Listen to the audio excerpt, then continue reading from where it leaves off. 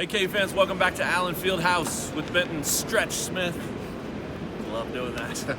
I'm Matt Tate. KU wins at 78-75 today over Texas Tech, and I think if you just look at the score, you probably think, wow, a barn burner, tight game, close one. And in ways it was, and at times it certainly was, clearly at the end. But I thought Self pointed out a great thing. That I love that. They allowed this game to be a tighter game than it needed to be by the way they closed. They were up 10 or 8 with at the under 4 timeout, and a couple of defensive breakdowns, a couple of three-point makes by Tech.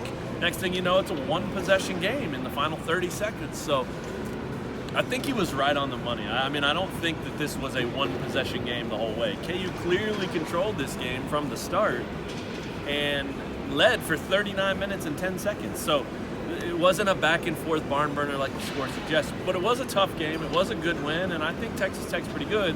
I think KU should feel good about the way they won this game, even if they don't like the finish.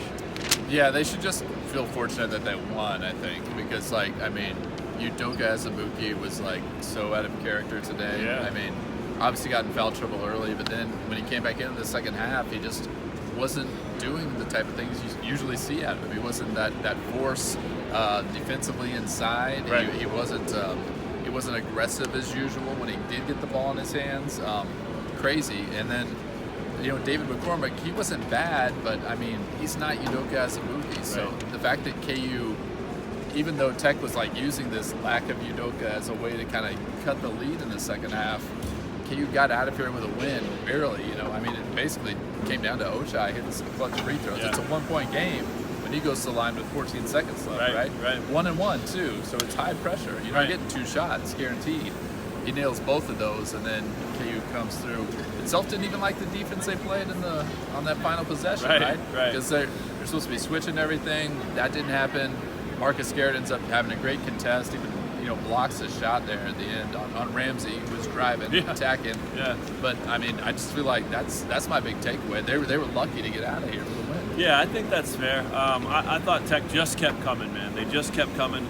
It didn't matter if they were down 19-4 early, or if they were down 10 late, or if they were down 7 or 8 or 5 or 6 or 4, or however many it was. They just kept coming. That is Chris Beard. Yeah, that is absolutely. a reflection of your coach. Luckily for Kansas, they have Devon Dotson. I was gonna say, every time they ran, and this is what your game star is about, right? Yeah. Every time Tech seemed like they were gonna really cut into it, Devon Dotson had answers. He would go get a layup. He would go set someone up for a three-pointer. A layup in a matter of seconds. Yeah. You know how fast he is.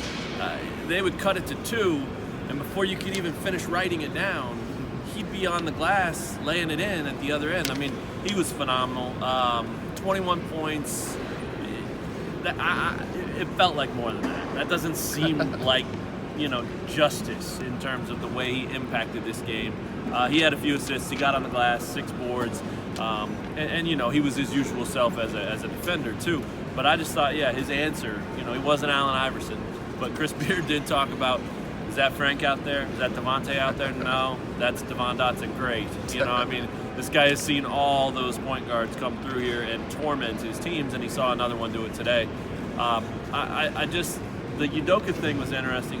To me, he looked like a guy who was, sick or tired or on the back end of a coast-to-coast doubleheader in the NBA or something like that. It was just lacking that energy that he's shown all year, that his conditioning has allowed him to play with, right. that his senior urgency has brought out of him.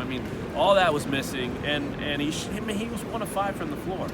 That usually if he gets 5 attempts, he's going to make 4.5 of them at least. At least 4.5. Yeah, so 1 of 5. You asked Beard about it, and he thanked you for asking about it, which I thought was cool. My pleasure. And that's Chris Beard, man. Yeah. He's as good as it gets. He thanked Benton for asking the question, was it something that the Texas Tech players were doing to Udoka?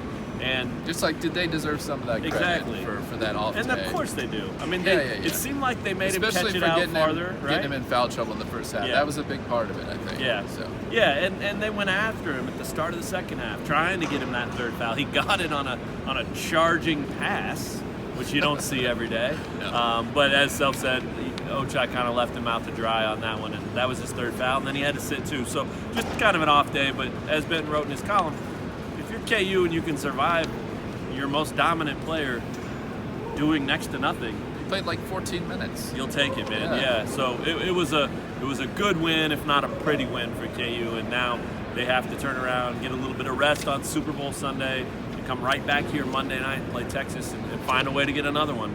Texas is another team that KU controlled, but then kind of allowed them back in it at times, and they were all very aware of that. They don't want to do that. They want to close. I think a lot of the talk on Sunday will be about closing, finishing this team off, and maybe they'll do that on Monday night. If they do, they get a little bit of rest. Any final thoughts? Well, Udoka should feel fresh. He didn't play much today, right. So maybe that'll be beneficial for him on Tuesday. And he's also had the type of season where I can't imagine him coming out and just like laying an egg again, right?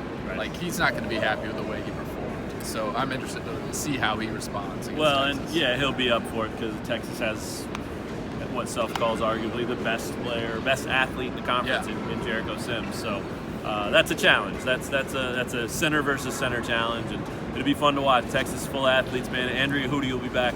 We'll be here. For Benton Smith, I'm Matt Tate. KU wins it 78-65, 78-75. Just seeing if you were paying attention. 3-point game, 78-75. They play Texas Monday night right here on ESPN's Big Monday. We'll see you guys then. Thanks for checking out KU Sports Extra.